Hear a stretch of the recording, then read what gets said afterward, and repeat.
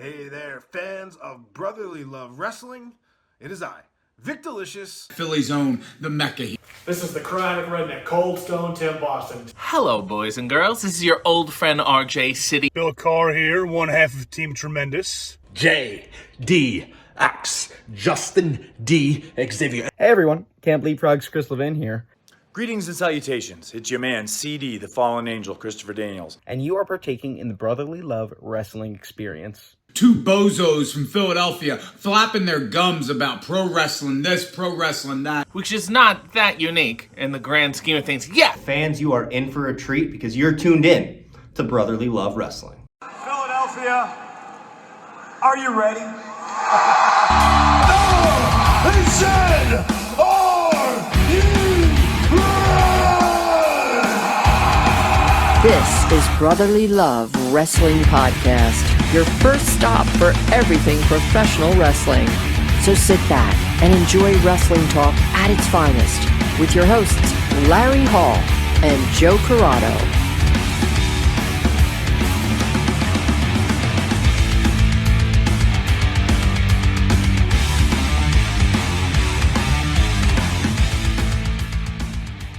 Welcome everybody to Brotherly Love Wrestling.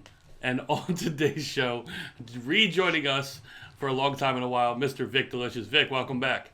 What is up, everybody? Thank you for having me. It's so nice to be back. I think you guys have grown so much since the last time I saw you. I'm still the same height, but thank you for noticing. Your chair seems like it's sunk down a little, though. Yeah, maybe I got heavier and I'm just pressing into the floor more. Oh, you need to do this Tony Schiavone, have the highest chair competition. So Vik, what have you been up to since we last? Man, working out and dieting. I feel like that's been like my biggest goal. Is like all of this downtime and all of this off time was to just get to where I wanted to be body wise. So if I dieted right for once and didn't take any shortcuts and actually like did it, see where it got me, and like through the beginning of the pandemic through like last year, I just started seeing some really good results, and then just focused on that a lot, and then rehabbing my leg and hiking mountains.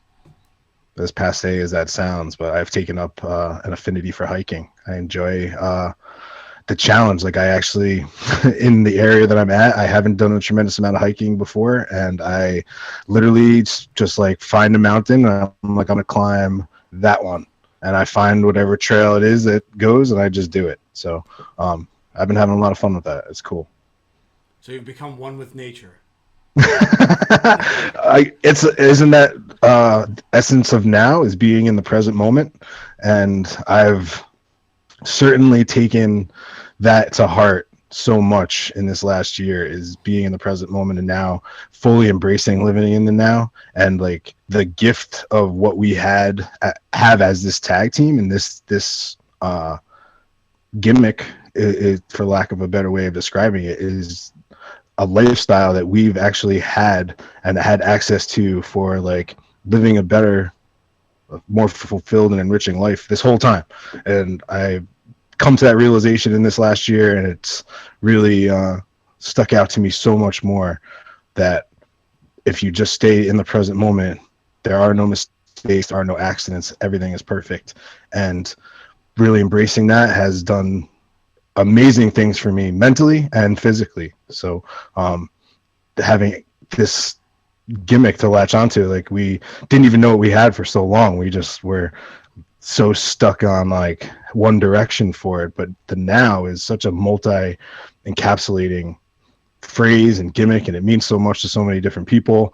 And the fact that we have had that imprint in the wrestling world as the now is pretty cool too.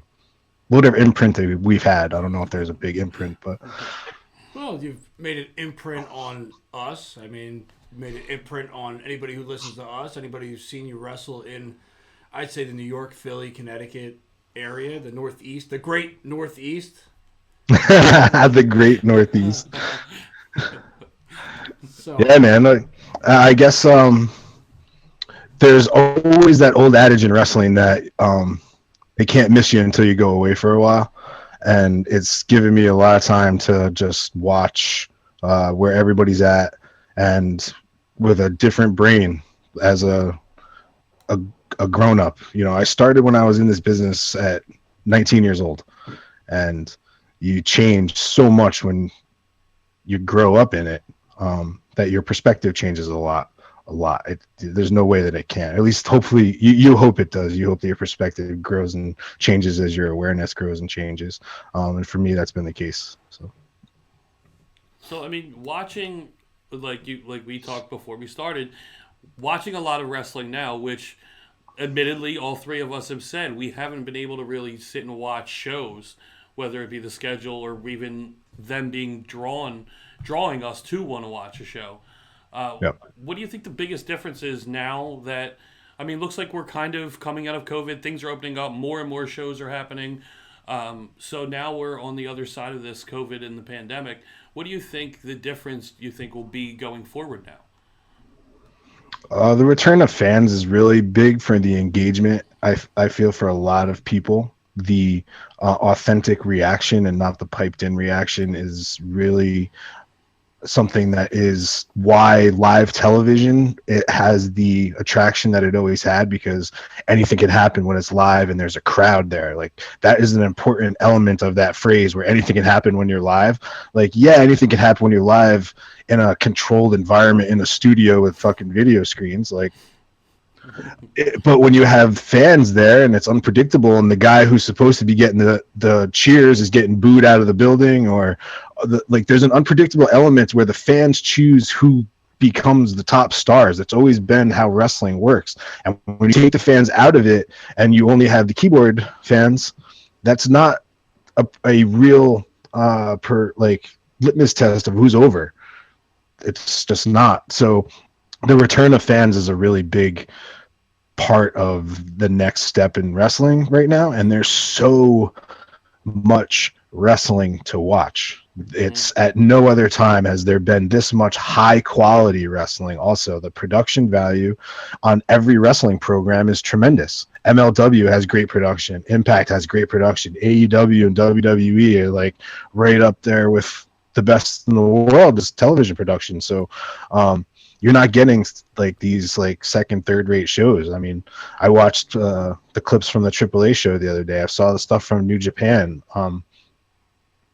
Like, wrestling, there's a lot out there, and it's not tape trading anymore. You're not even just watching like YouTube clips anymore. Like, even independent wrestling promotions they've stepped their game up too, with like how they offer their product and what they show, and the environment where independent wrestling now is being shown, where fans can be a part of it, but like at a distance, makes me feel like that the old SmackDown video game where you could have like wrestling matches in like all kinds of random places, like in the back and like back alley brawls and shit. Like, sometimes I see some of these videos like where these guys are having wrestling shows, and your immediate thing to do is to judge, and as a viewer, you can't judge, because everybody's just trying to do what they can do during this pandemic to put on a live show and have fans be a part of it, because that is the most important element. If I had an opportunity to watch a wrestling show where there were fans there or there were not fans there, I'm picking the fans there every time, even if they're 100 feet away. And that was for me during the pandemic, when AEW was letting when they had like the fans were in the building, but they were like way far away, like up in the bleachers of Jaguars, or of that stadium, Daly's Place. Even that was like, well, at least there's people there. At least they're having a reaction to, you're getting some kind of a genuine thing. They're at least booing or cheering people that they haven't been told they're supposed to cheer that way. So when I think we're coming up in 2021, and we're going to have a real opportunity to see where the companies really stand right now, because all you're really seeing is just like an online version of everything, and we haven't seen any live events yet. And when we start seeing that and factor that into the equation, like House of Hardcore used to have amazing live shows. Like, just being at a live show was part of that experience. And I can only speak for just like that one, because it's near and dear to me. But the live show was the surprises, the energy that was in the building, all that stuff. You can't. Some of the most memorable nights in wrestling are because of that, and it can't be discounted how important it is. I'm glad you brought up House of Hardcore because come September 18th, there's a event. It's the Icons Fest that usually comes through 2300 Arena. And usually that is paired with House of Hardcore later that night. So is there a possibility, have you heard any rumblings that might be a House of Hardcore come September? I haven't heard any rumblings at all. I talked to Mr. Dreamer last week a little bit, but nothing about a show coming up in that respect. I know we haven't seen the last House of Hardcore show because Tommy will never leave the storylines wide open. When Tommy is done with wrestling, every storyline will be wrapped up. Rest assured. So if there's a story that hasn't had any finality to it, Tommy's still going to run a show at some point just so that he can have that conclusion to it. If I know anything about him, that will be the case. So I know that I saw that the 2300 Arena is trying to, I know they're working with MLW. They're doing live shows now. I feel it's only a matter of time before that happens. So, Tommy's had a lot of things happen in his career in this last year. Yeah. If you want to take a look at somebody's 2020 to 2021, Dreamer had an interesting one. He was in the main events for world championships and retired. He had Animal's haircut for a while. Yeah. Didn't he also have a man bun? Yeah. Yes. Oh, man. I don't know if we can let him live that one down. I think if we just go through his hair transformation of 20 to 2021, I think there's your character. I remember when he cut his hair like Animal, and I was like, man, that's awesome. That's so awesome you did that. Can someone just follow you through the airport so I could just see that it happens with a video? I just want to see everybody else's reaction because even when Dreamer wears a hat, he wears that 1980s square ball cap with the mesh in the back.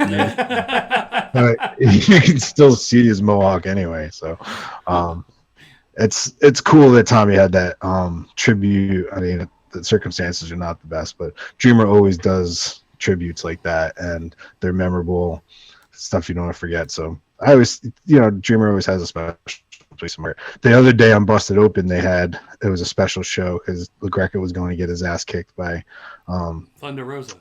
Thunder Rosa, and they had Dreamer and Mark Henry hosting a show together, and those are two of my absolute favorite guys in wrestling because they're just so genuine, so real.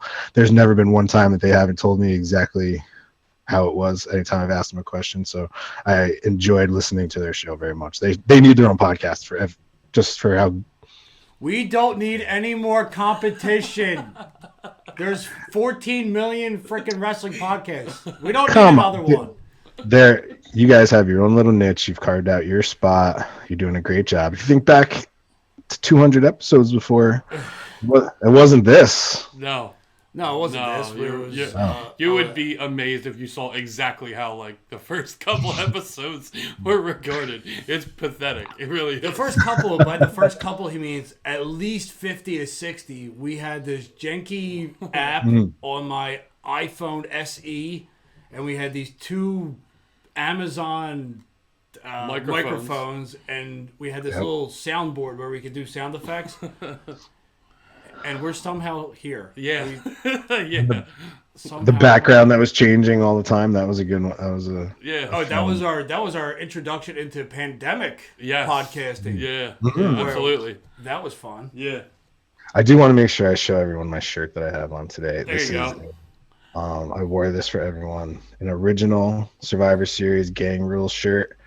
I actually got to go there when I was a kid. I was at the event where the Montreal Screwjob happened. So the fact that I can fit into this shirt and wear it is a huge pop. I think it's an adult medium from 1997. So what? Yes. Holy shit! I pulled that off. An adult medium from 1997. Yeah. How big were they making shirts back then? I don't even know why I got a medium in 1997. Like, I was a chubby little kid anyway, so I don't know why I had that shirt. The best is that I've had this shirt with me twice when I was with Bret Hart. One time when Bret actually put me in the sharpshooter in a match, and I was too chicken to ask him to sign it. You should have asked him to sign it while you were in the sharpshooter. Hey, you know what? While I'm down here, you got a pen with you? I just every time I came close to being like, "Hey, Brett, would you sign this?" I just can't fucking do it, man. I can't do it. Now, is it because you're a wrestler? Is that because you're in the business and that is looked at as cheesy? No, I feel like it would be like, because it's not. I don't know. It's just like.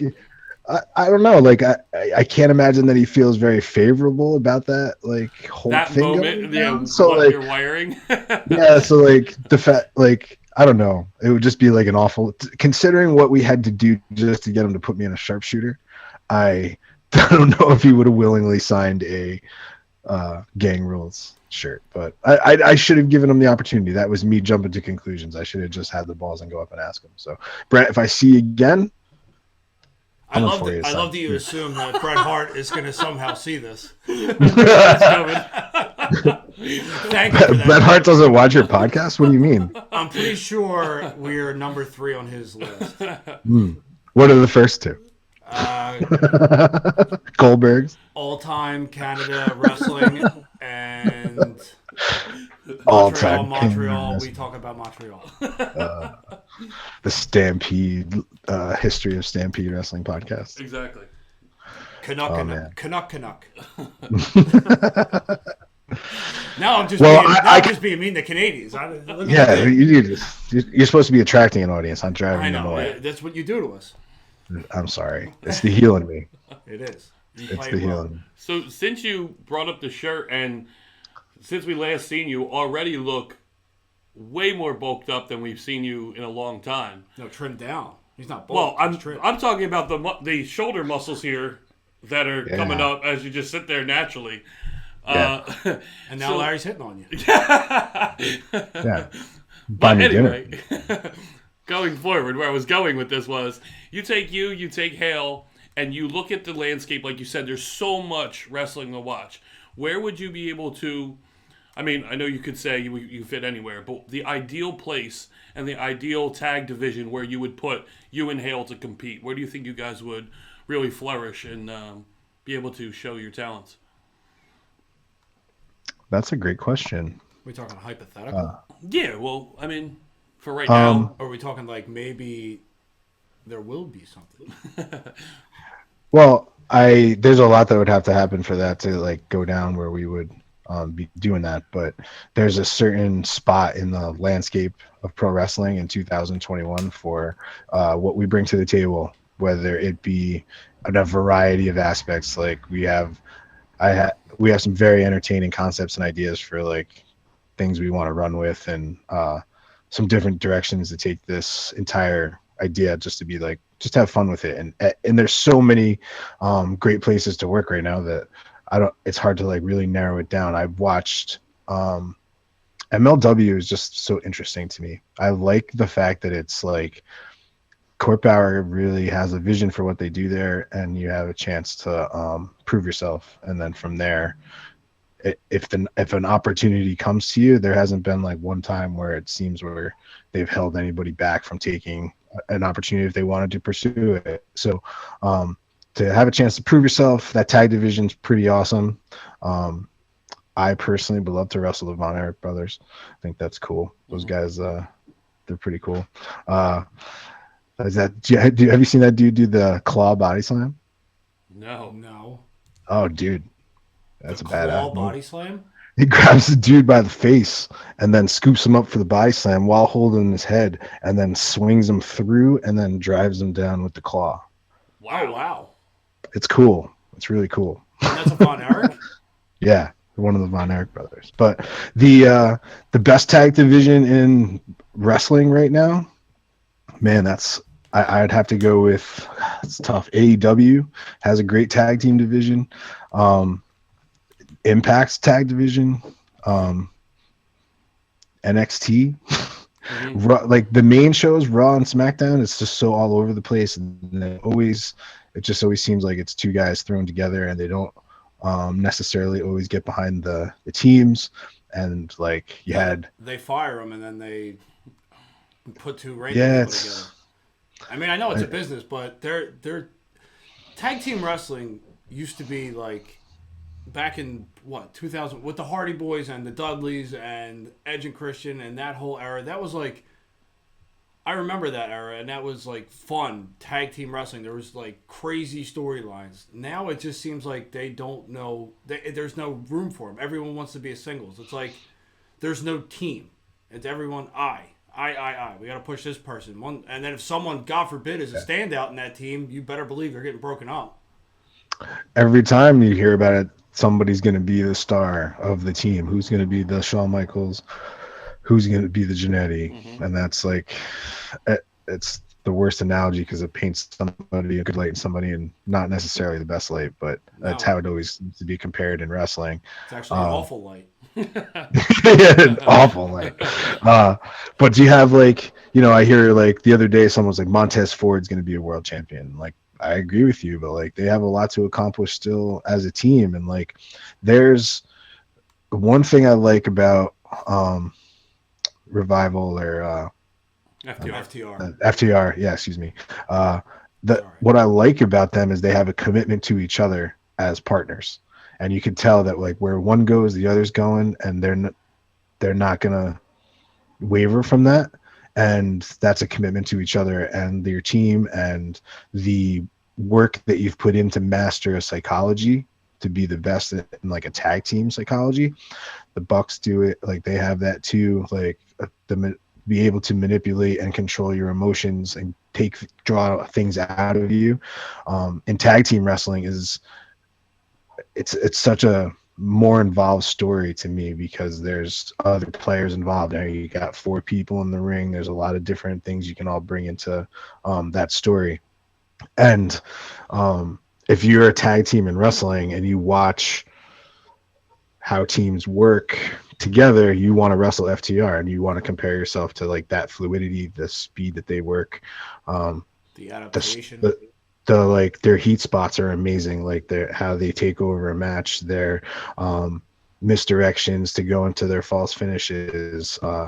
It's never the same story. They always draw on something from the past. They tie things together from stories, like from matches. Like you'll see a callback to a Tommaso and Gargano match in an AEW match that like a spot that it didn't work there, but then they remembered why it didn't work and they'll use it here. Like that's like long-term shit, but it's really good.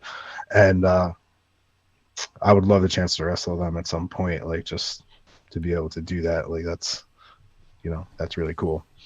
I'm glad you brought them up because I feel like I hate the word unappreciated or whatnot, but I feel like they aren't fully appreciated for what they are because of the style that they wrestle and the style that they're always up against is always the fast pace, more lucha. It's not their style. So they have to adapt and kind of work around that. And I feel like they're not appreciated for that enough. Like everyone else is a flashy tag teams probably outweigh the standard technical ground and pound, beat you up, spit in your face type tag team. So how they have to work and how they have to adapt to the speed and kind of pace it properly. I mean, I feel like because it's easy to just go, oh, we'll call this spot. We're going to do this, flippity flip. But they work the ring, the full ring, and every angle and inside, outside. I mean, I feel like honed in, they're probably the best right now.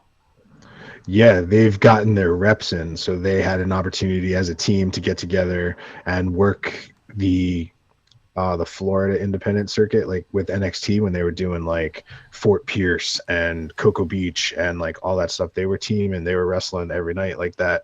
And that style, and the easiest way for me really to describe that style of wrestling and what they do is like Southern style.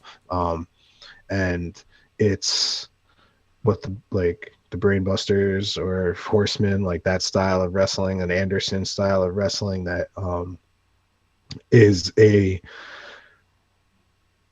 it's a personal relationship with the crowd, honestly, because the fans know when the match starts that you're going to take them for a ride and to pay attention the whole time. It's not going to be a flippy 100 flippy doos off the top. And you're right, they are in those matches like that where they have teams that are trying to get over that way right now, and they can adapt to it, but it's not their strength. They don't stand out that like as much. Where they'll stand out is like a 20-minute match where there's a double heat, like 2 comebacks, falses at the end, somebody slips over with something really creative, and like that's a story that you're gonna like get emotionally involved in, like when they break down a body part, work on it, tease a tag, work the ref so there's a bunch of blind tag spots, or like whatever they decide to go with the story, like that. Those matches, they take you on a ride that way, and I enjoy that wrestling very, very, very much. If you watch WWE programming and you watch modern wrestling, as much as we talk about the production value of it, like there's in like a 2-minute long segment on Raw, there's like 25 camera cuts. And your attention span is like, it's impossible to pay attention to it. So even when the guys in the ring are trying to tell you a really intricate story, when you're cutting the camera 19, 20, 25 times, you're missing the body language that is where you're connecting with the viewer. Okay. Because if I take a punch, every bit of me selling and taking that punch is registered from the viewer. Same as when the guy hits me with the punch, you're watching his body language too. And when you cut the camera so many different ways, you can't absorb the reality of it. It's not real at that point. You're like taken out of it. So when you just give me like 1 or 2 shots of what's going on and let me watch the fight. Let me watch them like take the punch, let the sweat fly off the guy, let them like take a punch and all of a sudden snap out of it a little bit and like fire up, just like, and you see his eyes and you connect, and like you're missing that with these camera cuts a lot. It's so much of it, and this makes me like actually like feel nauseous. Like, yeah. And I don't want to, that's very passe to say it, but like it makes me feel that way, and it's almost unwatchable. Yeah. I don't know what the reasoning is behind it. I don't know if it's like some push for like, this is how the modern viewer absorbs. I mean, it's like stuff now, because attention span is so short that they're constantly trying to like boom, boom, boom, boom, boom, boom. There has to be some reason behind it, but you're losing a lot with that. I feel like you lose. It might be all right for the kids, because the kids are the ones that can't pay attention for more than 3 minutes. But I mean, you lose anyone older than like what, 16. Because you can't, like, I physically can't sit there and, like, I'll look away and I'll be like, all right, I need an eye break for a minute, because it's really just, it's really unnecessary. And I don't know when it started. Like, when did this transition to the million camera cuts start? Because when we were watching wrestling in the 80s, 90s, early 2000s, they were big on facial expressions and what they wanted you to see. Now, does this have something to do with they're not emotionally invested in a lot of the talent, that they don't believe in them enough to put the camera on them for more than 30 seconds? I don't know if that's the reasoning fundamentally behind it. A lot of times, man, it's like people in boardrooms just overthinking things, or people that are trying to reinvent the wheel. So they will like kind of like go with this idea and pitch it. And WWE, throughout like as long as I've been watching, has like always tried different things and thrown shit against the wall just to see what will stick. Like, they've always been notorious for doing that. There is usually an amount of time where they'll like try something and then eventually they'll just like bail on it, or just like realize it's not working, and like the anonymous Raw general manager or something, and they just like end it. But the camera cut thing just seems to be like they're really going all in on it. And with the relationship with Fox and like how they've been using their cameras for some of the stuff they've been doing, the feeling I get is that production call is being made by an industry pro like that works for Fox or is in Fox Sports or something like that, where they feel that that's the presentation of live combat sports that is most visually appealing and keeps them from taking out your phone and checking your Twitter feed. Or that's really, there's so many things where you could be spending your attention and like where you lose your focus, that like they're constantly trying to like keep you drawn in on something and not to miss what they're presenting to you, because there's a million pop-ups that come up. A lot of people watch TV with like, they have their Roku on or they have their laptop in front of them and they have their phone in their hand where they're doing like 4 or 5 different things all at the same time. So I feel that the cuts like that are to like, if I'm on my computer and wrestling's up here and I'm doing whatever and it's cuts once and I'll look up and I'll just like constantly like see what's going on, or I feel there must be some real reason behind it there, or maybe there's not. Maybe I just invented that. I don't know. Just by talking about it, I'm gonna equate this to what I think, like, because this applies to a lot of, I know in Philadelphia, Philly sports and whatnot, we talk about it a lot, but it sounds like a lot like analytics, where analytics are outweighing the old school thought of the sport, like where you'll bring in people that are good with numbers to help you with a draft or whatnot, and you'll bring in people that are good with numbers to help you to get your batting average up or whatnot, whatever 100%. it might be, instead of bringing in the people that actually were involved in the sport to actually coach like there was back in the day. That's what it's always, finger on the pulse for today in any business, I feel. So I mean, the hot thing is analytics. Oh, we got to get an analytical guy in here to really save this franchise, when what they end up doing more times than not is ruining it. So I feel like if I was going to equate anything to what you were just saying, I would equate it to that. Like them bringing in no one from the business to actually, they're bringing in brains to actually try and help their business when they don't have anyone in touch with the actual wrestling business.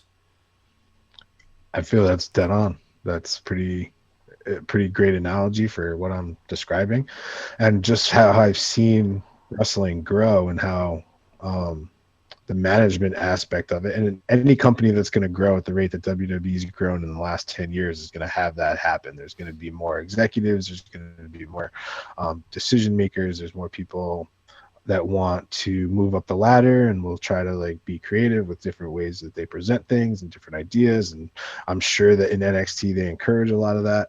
But that's like just one company, and that's like how they do their thing. And I'm enjoying watching, like, Impact doesn't have the camera cuts like that. They don't, and their storylines are actually like pretty well thought out. I feel like from what I've been watching, like they're different. I can follow along with what everybody's doing. Everybody's got something going on. I know who everybody is, and Impact gets a lot of bad rap sometimes from people, but it's there's wrestling people actually like booking the show and writing it and presenting it out there. So it's that relationship between Impact and AEW is multifaceted in a lot of different ways, because they're being able to present an AEW storyline and Impact where they tell it long term. They tell a story long term better right now than what AEW does, because they have so many things they're trying to do. Like, they're trying to get another hour on TNT, so they're very much the Crash Wrestling style of production of television right now. So having them involved with Impact like that lets them tell that Kenny Omega story and develop that Kenny Omega character, and with the Good Brothers and all that stuff on another platform that's like slows it down a little bit and adds a little bit of meat to the dish. It's cool. That I like that a lot, and I'm glad that they haven't adapted to the camera changes and that stuff like that, because if there's one audience that likes it the other way, then there's going to be just as many that like it how it was before, and how it is, and like nothing wrong with the wheel. You don't need to reinvent it. It was working just fine the way it is. And a lot of times with wrestling, you'll hear that from veterans and people that have been around the business for a long time will always just say, we complicate it, we make it hard. It doesn't have to be just simple storylines, good versus evil. It's like pretty simple. So good versus evil, David versus Goliath. I mean, the immovable object versus the You lost yourself on that one? Irresistible force. Irresistible. Immovable object. Something like that. Yeah, I feel that's where that is in that relationship with them is like, there's always a lot of times with wrestling, there's a lot of people always want to be the critic and they'll pick stuff apart. So when the opportunity is there to give praise, we should do that too, especially as like fans and viewers and just somebody that enjoys having wrestling be around. When somebody does something good and there's good stuff out there, like tell them about it, make sure everybody hears about how great it is and share it and all that stuff. And wrestling's got its lowest amount of viewership. It's kind of crazy with the most amount of wrestling being out there with the smallest amount of viewership. It's an opportunity to really get people reacquainted with it. A whole new audience is going to be able to find live wrestling throughout this year. And with the return of like summer festivals and like carnivals and fairs and all that stuff with outside gatherings, I think we're going to see a lot of wrestling in those forums. And it's a good thing for people just standing around to watch from a distance, like wrestling at a fair. It sucks wrestling under the sun though. It's brutal. I was going to say, it sounds miserable. Yeah, it's pretty brutal to wrestle that way. But if it's going to get people out watching wrestling and it's going to give people an opportunity to work and all that stuff, I'm all for it. I can't stress enough how much I want to watch sports with people there. It's just, as an athlete and somebody who's had practice, like, man, we talking about practice. Like, not a game, practice. Like, it's just like, that's what it feels like when there's no people. He go Allen Iverson on us? He did. just snuck in a little. Man, we talking about practice. Not a game, practice. One of the most iconic interviews in Philadelphia history. Yeah. It's the best because it's so true though. Like, man, don't fucking come at me with practice. Like, the game is when the people are there, when it's the show, when you're live, when like there's that tension in the air, there's an energy that when you walk through the curtain and you feel the collective people, that's wrestling. That's what it's about. And any sport, football is the same thing. Like, I could practice football. We practiced every day. It was like brutal just waiting to get to a fucking game. And then when you finally got to a game, that was the payoff because there's people watching. Like, we beat each other up all week long just to go to that. Like, wrestling school, you're practicing all the time just to have matches in front of people. Like, the payoff, haven't been getting the payoff for this last year. Only just like the virtual thing. And like, it's just not the same. Human beings are not meant to be virtual anything. There's interactions that need to happen with interpersonal connection with people. Our energy fields come from our heart, and we need to be connected to people, and that's just how I'll always feel that way.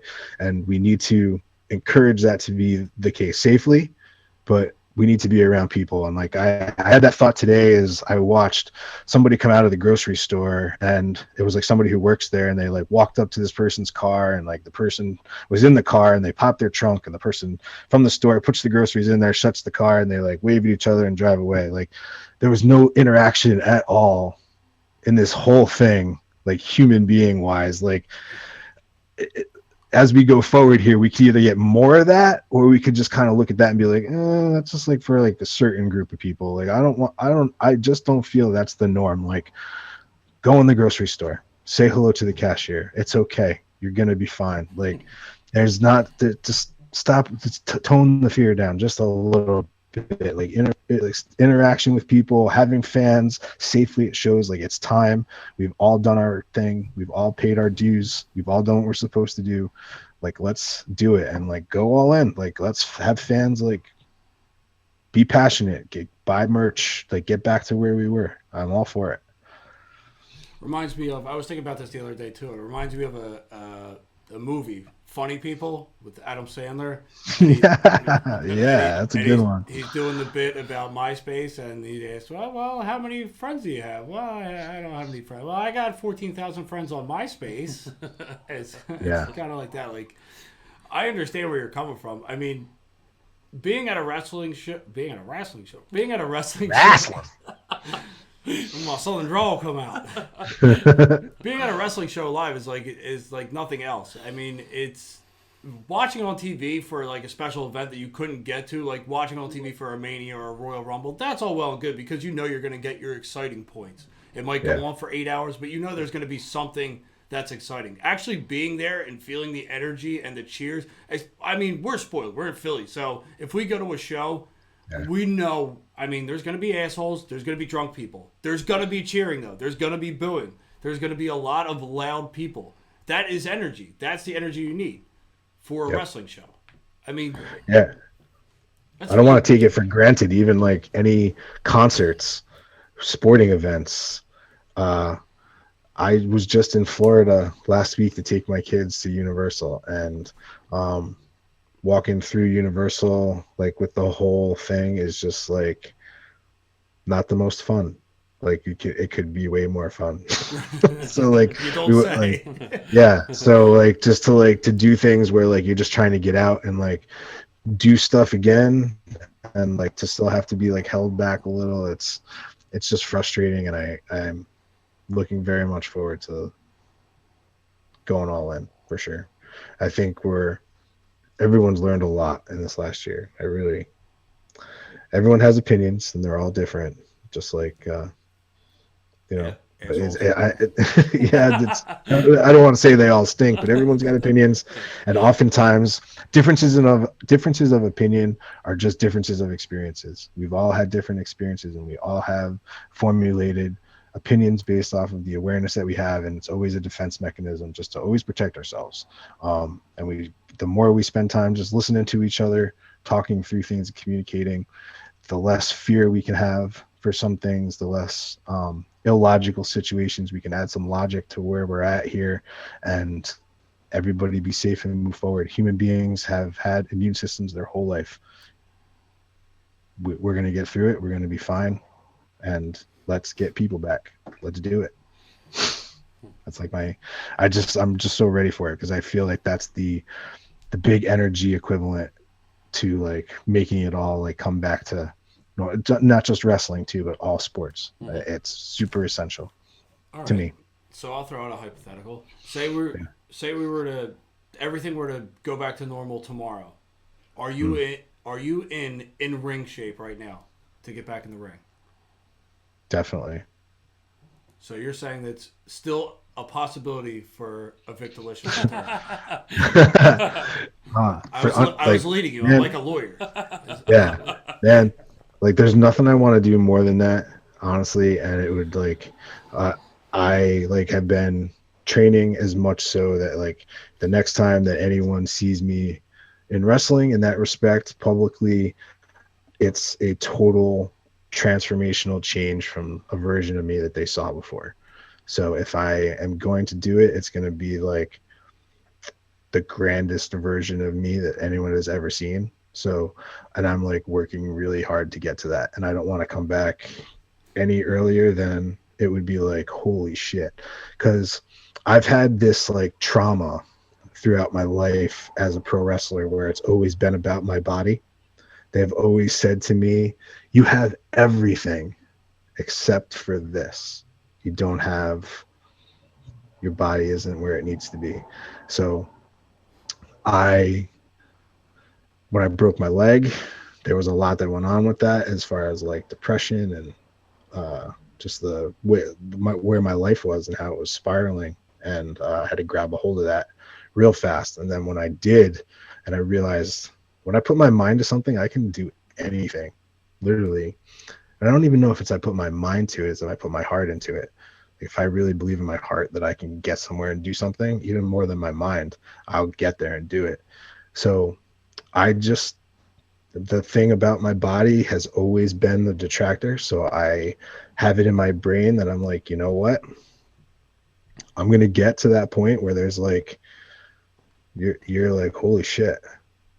And then what? Then I want to hear what, like, what else is there? What else is the reason? At least at that point, then I know I did everything on my end as like in my career to get to the ultimate thing. And it's like, this business is all about timing.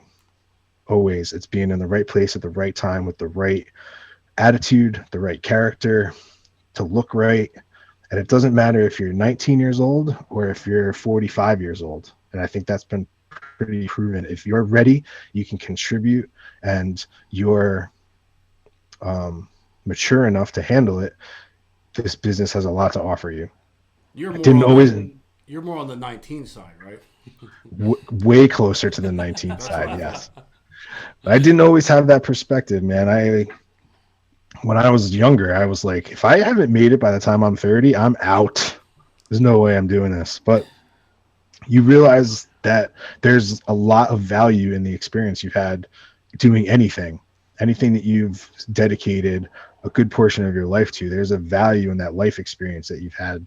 And you can either have it be like, oh, that was a good time, or you turn it into something that's valuable, and you return back to the business. Like, I have a lot to give back to wrestling. Like, I have a lot of stuff that I've experienced and learned, and that I can bring to the table in a real big way in 2021. I just need the right opportunity, and I needed to be the right version of me, 100%. And the only one that's ever been holding me back was me in every way. So I'm eliminating all of the obstacles that could be in my way.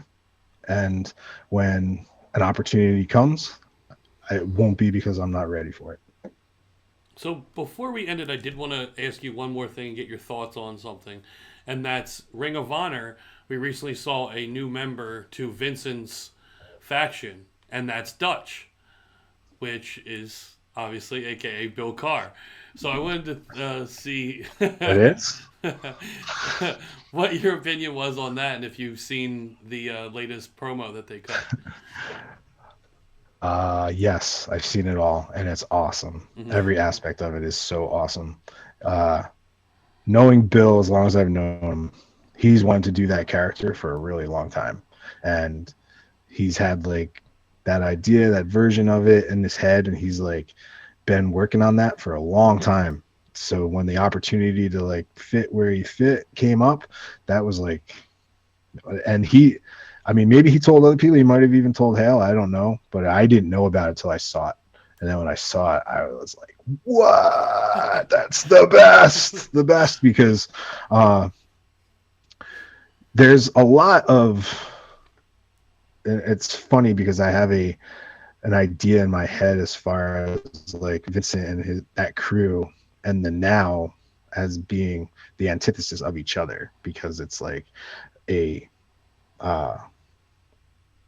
evil version of Now is what a cult leader is. Mm-hmm. And it's really, really cool as far as that. But like I like really dig the story they're going with. Like, Vincent has always brought it in the ring. I've had some of the best matches in my career against him. He's always brought it in the ring. Him and Taven throwing each other off that balcony was some shit. Like, props to those dudes.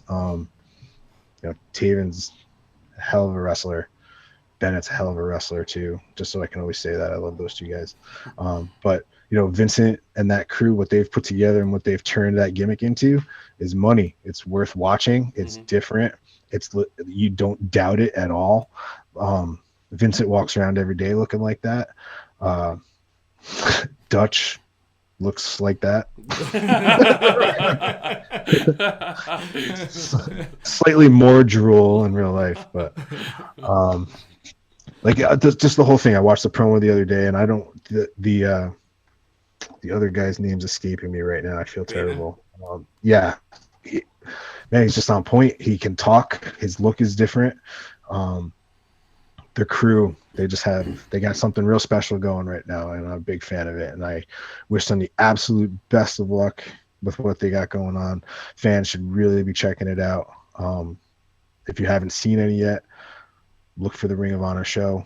We didn't even get, like, today we mentioned All This Wrestling. I didn't even put Ring of Honor on the map. They have Tony Deppin's the new world champion, which I thought was pretty badass. They took a chance with him there. Mm-hmm. And they're just another company that has like tons of talent, and it's a gem. Like their television show through this whole thing has been very consistent too. They were doing it, as far as not having any people in there, they were doing it right. That show was at least watchable, and it was pretty good. Yes. Through the whole time. I loved their character development through the pandemic. They had some great stuff. It's just so much, man. There's so much awesome wrestling. Isn't it cool? Like talk still, like there's so much good stuff, even when you haven't even watched it all. Like we started the conversation with, I haven't got to watch a full show of anything since WrestleMania, but there's still, you catch little bits of it. And I feel the modern day wrestling fan is learning that way. Like you're catching almost the highlights of all the things and all the places and all the people and the other companies. Like that Andrade promo, that was fire, man. Like who doesn't want to see that? Yes.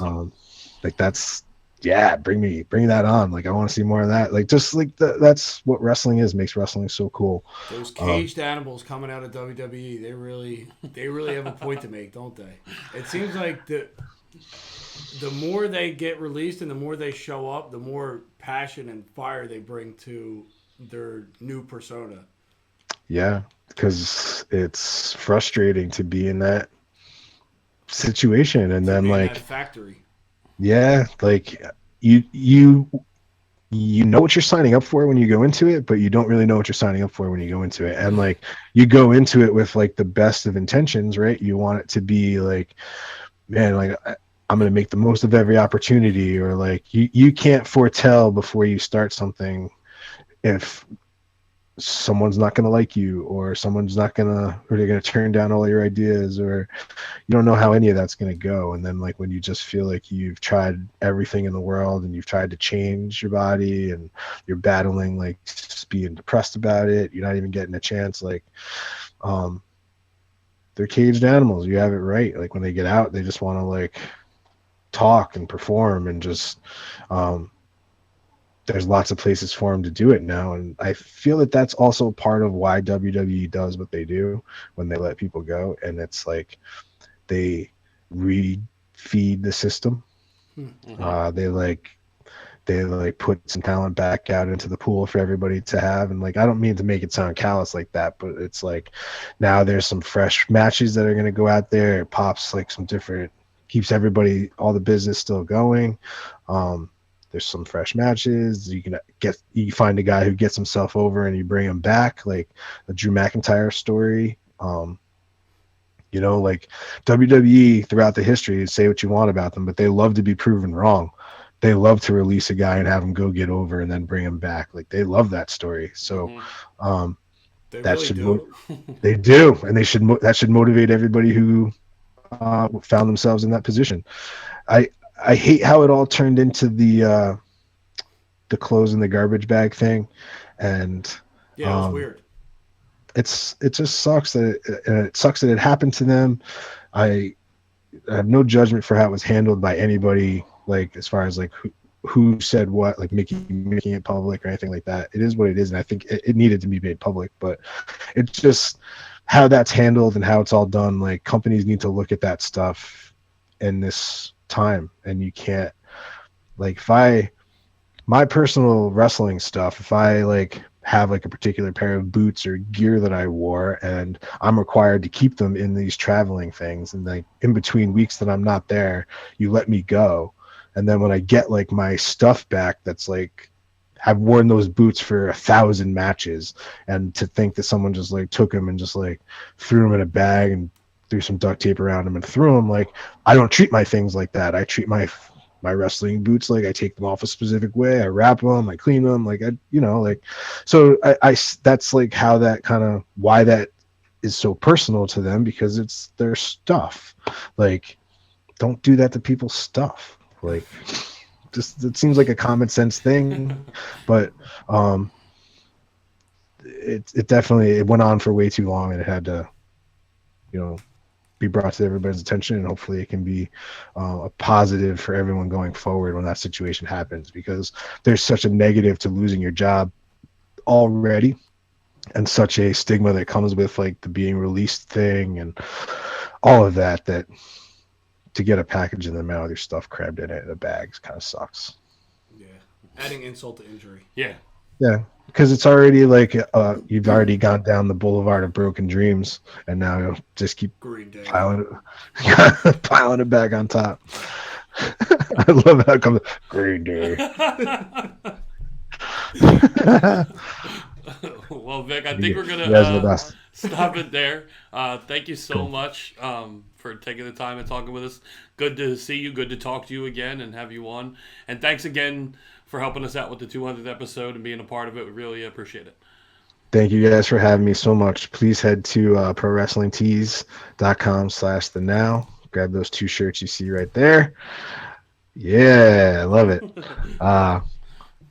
Just keep an eye out for us. We got some big things coming. I know Hale's got some matches lined up. He's doing some shows in Jersey for Invictus Pro Wrestling. I saw that. So you never know when you're going to see us. I think that's probably the best thing to say is when the time is now, you'll know. All right, Vic. Have a good night. Thank you again. All right, guys. See ya.